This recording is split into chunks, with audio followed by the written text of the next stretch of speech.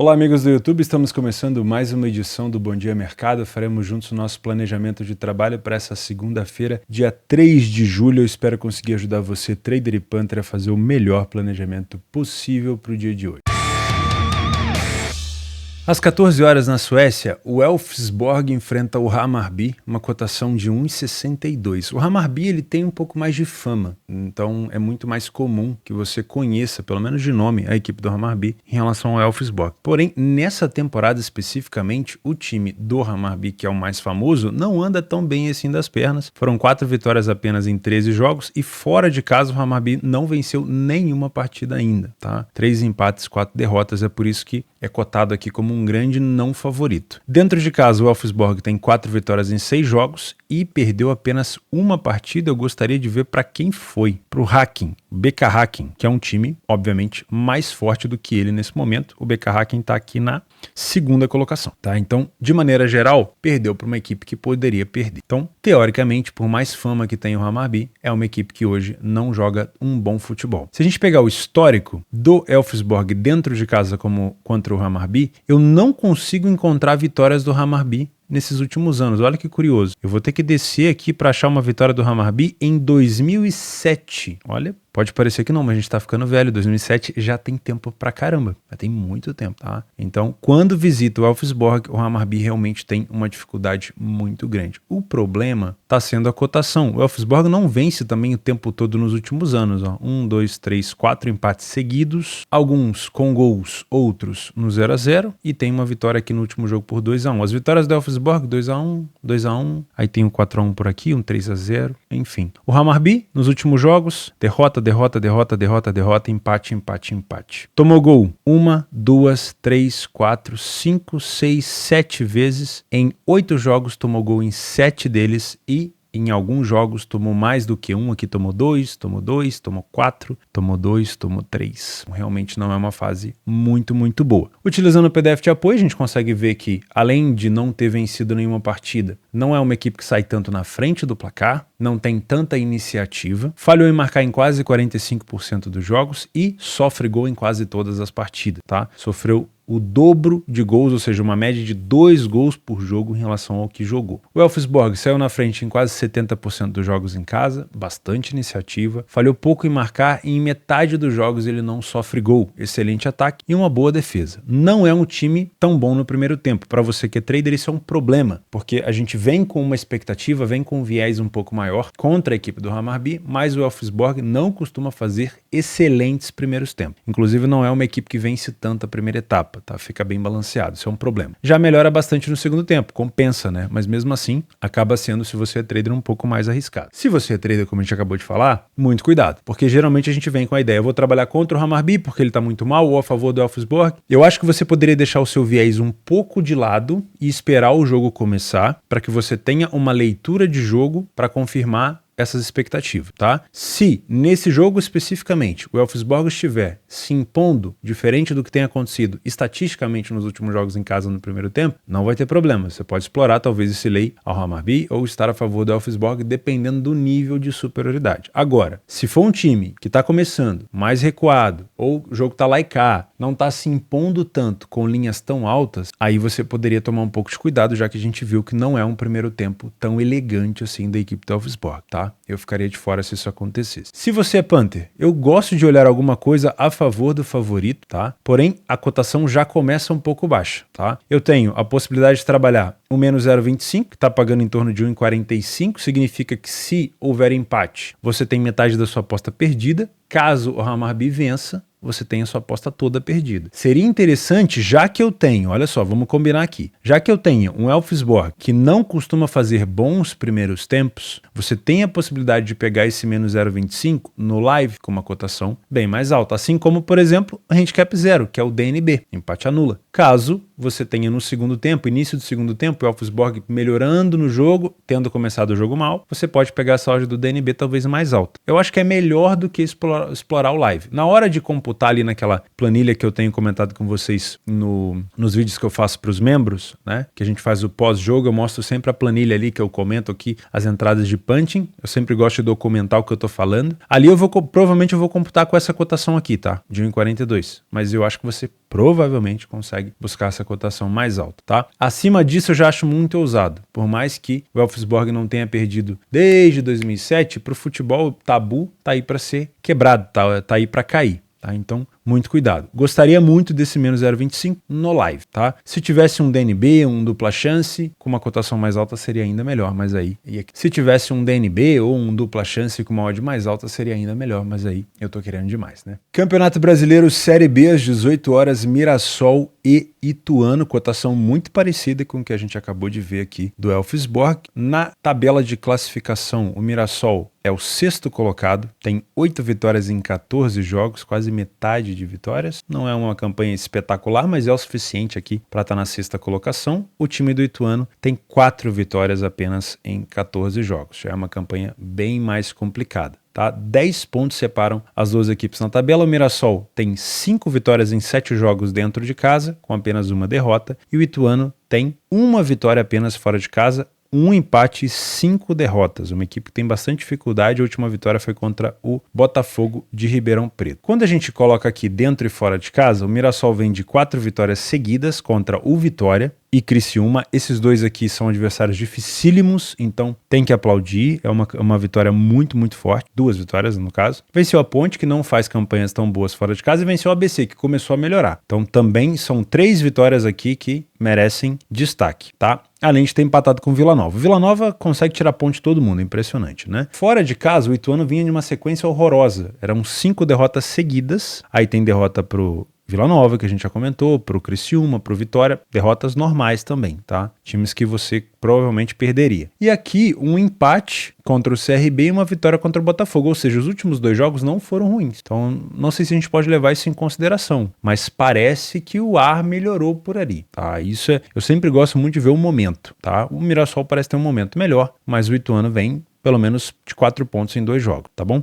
Historicamente, eles se enfrentaram aqui no Campeonato Paulista desse ano. O Mirassol venceu o jogo por 1-0 e o Ituano venceu aqui na Série C de 2021 por 2-1. São equipes que se enfrentam com constância no Campeonato Paulista, né? Quando as duas equipes estão na Série A do Campeonato Paulista ou na Série B do Campeonato Paulista. Mas o momento, na minha opinião, é um pouquinho melhor do Mirassol. Utilizando o PDF de apoio, além de ter mais vitórias, o Mirassol sai mais na frente. Tem uma iniciativa maior dentro de casa. Falhou pouco em marcar, uma equipe que não é goleadora, mas conseguiu marcar uma quantidade de gols interessante para o seu nível, obviamente, e ficou sem sofrer gol em quase 60% dos jogos. Muito bom. O time do Ituano não sai tanto na frente, falhou em marcar em quase 60% dos jogos, tem um ataque muito defasado aqui fora de casa e sofreu gol em quase todas as partidas. Isso é um problema, tá? Porém, o primeiro tempo do Mirassol não é bom. De novo se repete o que a gente acabou de falar aqui no jogo do Elfsborg. Uma equipe favorita que não costuma desempenhar bem o primeiro tempo. Isso tem um cheiro enorme de possibilidade de correção de preço. Ou seja, a cotação, a odd do favorito, ela pode vir a aumentar. Quando a cotação aumenta, o que diminui? A probabilidade de vitória. Você sabia disso porque você fez o meu curso. É gratuito, telboss.com. Se não fez, faça o favor de fazer, que é de graça e vai te ajudar muito. É inversamente proporcional. Quando sobe a odd, cai a probabilidade de vitória. Quando cai a probabilidade de vitória, sobe a odd. E o contrário, quando abaixa a odd, sobe a probabilidade de vitória. Entendeu? É mais ou menos assim. Então, se eu tenho um favorito começando com cotação próxima de 1,70, significa que o mercado já definiu que é uma equipe que tem mais chance de vencer. Por isso que é chamado de favorito, obviamente. Porém, quando uma equipe não faz um bom primeiro tempo, nos últimos 7 jogos ela não conseguiu, ela venceu 14% apenas. Não quer dizer que ela jogue mal, mas quer dizer que ela não consegue ter um bom resultado. Então, se essa equipe não conseguir desempenhar um bom futebol no primeiro tempo, a tendência é que a cotação vá se corrigindo, porque a probabilidade de vitória vai diminuindo, tá bom? Segundo tempo já tem uma melhora muito, muito grande, dá pra falar aqui, uma melhora nítida da equipe do Mirassol, mas o Ituano também passa pelo menos a perder um pouco menos, né? No primeiro tempo perdia 71%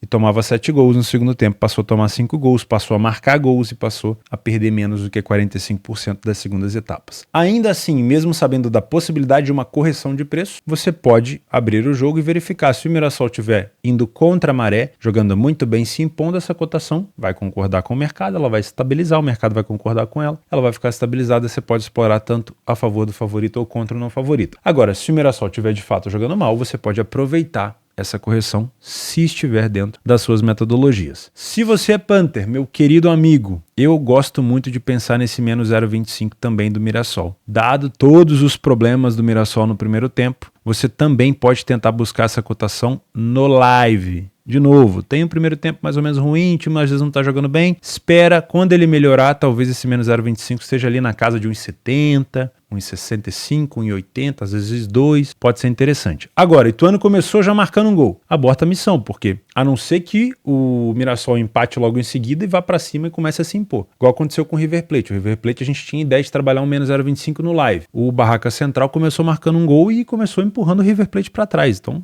aborta a missão, tá? Não precisa estar dentro de tudo. Então, menos 0,25, acho interessante caso você tenha o Mirassol se impondo no live com uma cotação um pouquinho mais alta. O menos 0,25, asiático, para quem não se lembra, vai te dar metade de prejuízo se o jogo terminar empatado. Caso o Mirassol vença, é lucro. Mas aí eu te aconselho uma cotação um pouquinho mais alta. Às 20 horas no Campeonato Argentino, Newell's Old Boys contra o Gimnasia. 1,91 é a cotação do favorito. O Newell's Old Boys tem a 11ª melhor campanha, porém é um dos melhores mandantes da competição, com 6 vitórias em 10 jogos e apenas uma derrota. Não é o melhor, mas é um dos melhores e tem uma das melhores defesas. Dentro de casa, só foi melhor do que o São Lourenço, tomou 2 gols apenas dentro da sua casa. Não é um time goleador, não é. Tem dificuldade de fazer gol em casa, fez uma média de 1 gol por jogo só, mas é muito difícil de fazer gol na equipe do Newell's Old Boys, pelo menos tem sido. Tá? O time do Gimnasia tem a 18ª melhor campanha e fora de casa a equipe venceu 2 partidas apenas, marcou 7 gols em 11 jogos e tem 7 derrotas. Vem de 3 jogos sem conseguir vencer e um empate contra o Central Córdoba. Nas últimas partidas do Newell's dentro de casa, a gente vai achar uma derrota aqui para o River Plate de 1-0. Então, derrota completamente normal para o líder da competição e mesmo assim tomando pouco gol. Então já podemos esperar aqui, provavelmente, um jogo onde o Newell's não apresente tanta oportunidade de gol para o seu adversário assim. Tá? Sofreu 1 gol do Audax, aqui já estava classificado na Sul-Americana, sofreu 1 gol do Santa Fé, não sofreu gol do Godoy, não sofreu gol do Arsenal, não sofreu gol do Santos na Sul-Americana, não sofreu gol do Argentino Júnior,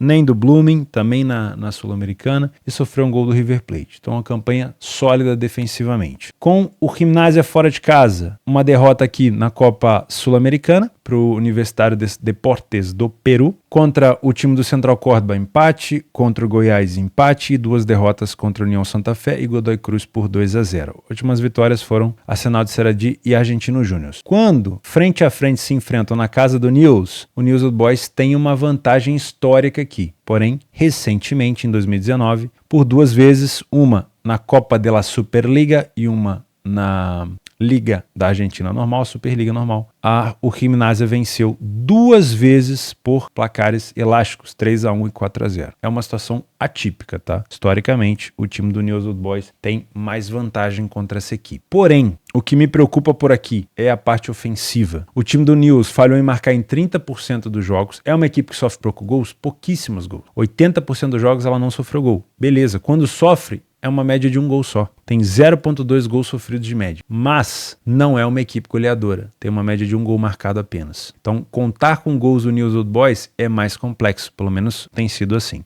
Saiu na frente em 70% dos seus jogos, uma equipe de iniciativa. O Gimnasia não sai tanto na frente, falha muito em marcar, sofre gol com frequência. E olha que curioso, não é uma equipe que sofre gol em todos os jogos, mas tem uma defesa horrorosa, porque provavelmente toma muita goleada em alguns momentos. Eu posso buscar os jogos fora de casa aqui, ó. Vamos lá, tomou 2 do Santa Fé, 2 do Godoy, 3 do River, 3 do Rosário. É por isso, ó. 4 do São Lourenço, 3 do Vélez, 2 do Tajeres, e é por isso que vai somando essa quantidade de gols, tá bom? O primeiro tempo do Newell's é melhor, nenhuma derrota, 4 gols marcados, é pouco, mesma quantidade do Gimnasia, porém não sofreu nenhum, é o que eu falo, a gente tem que ponderar na balança, né? E o Newell's tem uma excelente bola aérea, gols marcados de cabeça e coincidentemente, para a tristeza do Gimnasia, é uma equipe que sofre muito gol de cabeça. Então, podemos ter o Newell's se encontrar uma defesa mais fechada, tentando utilizar a bola aérea para ou vencer, ou empatar, ou tentar virar esse jogo. Se você é trader, cuidado com essa dificuldade ofensiva do Newell's, mas dependendo do comportamento do Gimnasia, podemos ter aqui um jogo talvez para um linha pior equipe em campo, ou até mesmo para um back favorito no primeiro tempo, ou para uma correção de preço nos 90 minutos, escolhendo o seu método, obviamente. Se você é Panther com essa cotação de 1,91, que estava 1,80, eu gosto de pensar em alguma coisa a favor do Nils, tá? O menos 0,25 desse jogo vai estar pagando próximo de 1,60. Acho bom. Se você quiser explorar talvez um DNB, que é um empate anula aposta, vai estar muito baixo. Aí você pode tentar pegar no live, tá? Eu gosto desse menos 0,25. O problema aqui te obriga a ter uma vitória do News Old Boys para que você tenha lucro, tá? Um empate significa que você vai ter metade da sua aposta perdida, que é o que a gente já explorou no Elfsborg e no Mirassol. Dá para você usar esse DNB aqui no live com uma cotação acima de 1,50 ou 1,45? Não seria ruim, tá? Eu gosto de cotações mais altas, mas acho que esse 0,25 tem algum valor próximo de 1,60. Talvez no live, mesma coisa do Elfsborg, se não começar bem, você espera, não precisa tomar uma atitude tão apressada. Pega essa cotação mais lá para frente, tá? Estando com uma campanha ruim, tendo uma defesa frágil e num ataque mais fraco, como é o caso do Gimnasia, se você encontrar um comportamento de uma equipe muito recuada, esse 0,25 ele ganha força sim, tá bom? Às 8 horas da noite no Campeonato Brasileiro Série A, Goiás e Curitiba. Goiás com uma cotação mais de favorito, próximo de 2. O Curitiba numa fase muito complicada. No geral, eu tenho o Goiás com a 17ª colocação, 7 derrotas e 3 vitórias, dobro de gols sofridos em relação aos gols marcados, e o Curitiba que faz uma das piores campanhas, com 26 gols sofridos e 9 gols marcados. Consegue ser bem, mas bem pior que o Goiás. Dentro de casa, eu tenho um Goiás que só perdeu para Cuiabá e Palmeiras. O Palmeiras postulante ao título, né, no longo prazo. O Cuiabá é um adversário realmente chato, venceu algumas equipes onde a gente não esperava fora de casa. E o Curitiba fora de casa não venceu nenhuma partida, tem apenas um empate e 5 derrotas. Então a situação do Curitiba é muito mais complexa. O momento do Goiás é melhor. O Goiás conseguiu se classificar na Sul-Americana, né? Goiás fora de casa conseguiu vencer a equipe do Santa Fé. Isso deu ao Goiás a classificação, se eu não me engano, na primeira colocação do grupo. Isso colocou o Goiás nas oitavas de final direto da Sul-Americana. Quem diria? Num grupo com o Deportes, né, Universitário Deportes do Peru, que é uma equipe forte lá do Campeonato Peruano, o Santa Fé, que também é uma equipe muito chata, e o Gimnasia, que a gente acabou de analisar aqui contra o News Old Boys. Então, o Goiás fazendo uma campanha muito boa na Sul-Americana. Isso, é dinheiro entrando nos cofres do clube, tá? Pode ter certeza disso, é muito importante. O Goiás, nos últimos jogos em casa, uma derrota para o Cuiabá e uma para o Palmeiras, como a gente já havia falado, venceu o Universitário Deportes, venceu o Botafogo, líder da competição, venceu o Corinthians, venceu o Atlético Goianiense no Campeonato Goiano, né? Se eu não me engano, foi campeão do Campeonato Goiano, quase para cima do Atlético Goianiense. Deixa eu ver se isso aqui era final. Era final, foi campeão. Então, não é uma equipe ruim dentro de casa. Tá numa sequência ruim do brasileiro, vamos dizer assim. No geral, é a 17ª pior equipe, mas dentro de casa não é uma equipe ruim. O Curitiba já está numa fase muito fraca. A última vitória do Curitiba foi em fevereiro contra o Maitá na Copa do Brasil. E depois o Curitiba foi eliminado na Copa do Brasil pela equipe do Sport. Então realmente é uma fase muito ruim, tomando gol em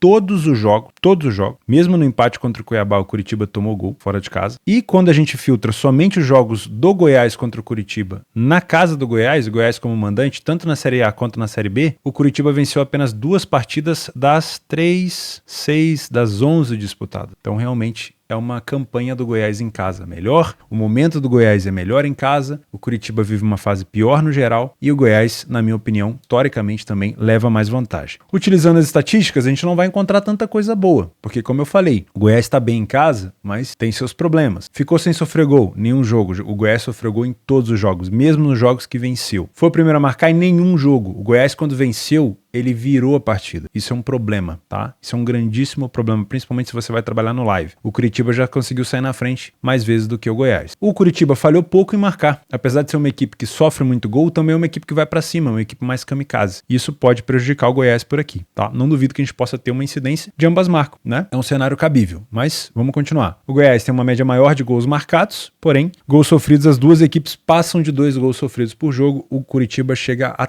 3 gols de média sofrido por jogo. O Goiás não faz um excelente primeiro tempo, pelo contrário, tá? Também sofre bastante gol. Não venceu nenhuma primeira etapa, tem muito mais empate que derrota, mas não venceu nenhuma. E o Curitiba também vence pouco e perde muito. No segundo tempo eu tenho uma melhora um pouquinho, pelo menos, né, mais significativa do Goiás por aqui, mesmo ele dividindo 40% de vitória e 40% de derrota, tá? O time do Curitiba continua tendo um número de derrota muito alto. Se você é trader, eu acho que não vai ser um bom jogo. Acho que o Curitiba tem um perfil muito kamikaze, é uma equipe que vem para pontuar, provavelmente no planejamento do Curitiba. O Goiás é uma equipe que o Curitiba tem que vencer, tá planejado lá que provavelmente aqui ele tem que pontuar, então ele vai vir para cima com tudo, tá? Então é um jogo que, na minha humilde opinião, o Curitiba pode levar muito mais perigo do que o mercado pode estar esperando, tá? Curitiba tem que pontuar, por quê? Porque é um adversário direto. Fazer com que o Goiás não pontue e você pontuar aqui é uma excelente oportunidade para o Curitiba tentar ganhar a posição, ou pelo menos fazer com que seu adversário direto não consiga ganhar ponto, tá? Então eu vejo um jogo mais aberto. Já o Goiás, como também deve encarar o Curitiba como um adversário direto, deve ter a mesma percepção. O Curitiba é uma equipe que eu tenho que vencer, tá todo mundo vencendo, o Curitiba não vence ninguém fora de casa, tem que fazer jus ao meu mando de campo e vou para cima. Isso pode tornar o jogo muito mais, vamos dizer assim, de trocação, de muito mais espaço do que um jogo para match odds. Então, para você que é trader, eu não acho que é um jogo interessante para você vir aqui na tranquilidade, para fazer correção de preço, esperar ali 10, 20 minutos dentro de uma posição. Não acho que vai ser um jogo para isso. Pode acontecer, mas aí sua leitura pode te dizer. Eu acho que é mais um jogo pegado, tá? Gosto de pensar por aqui, como eu falei, no ambas marcam. Deixa eu ver como é que tá essa cotação. Ó, o mercado não acredita muito. Próximo de 2 aqui na minha parceira Betfair, tá? O mercado de over 1,5 também me agrada, tá pagando 1,40 e eu acho que eu vou ficar com esse mercado aqui, pra gente fechar, tá? 1,40, 1,45 no over 1,5. Acho que o Curitiba tem muita chance de sofrer gol por aqui, porque o Goiás está numa fase melhor dentro de casa, só que o Goiás sofreu gol em todos os jogos, e em todos os jogos o Goiás saiu atrás do placar. Então se o Goiás quiser virar esse jogo, ou quiser ganhar esse jogo, vai ter que passar por essa dificuldade. Não é certeza que ele vai sair atrás de novo, mas tem essa possibilidade. Então eu gosto muito de pensar em pelo menos 2 gols por aqui. Acho até melhor do que o ambas, por mais que o ambas esteja pagando mais, tá? Não entraria nada a favor, não compraria esse handicap 0,25 do Goiás, que está pagando em torno de 1,75,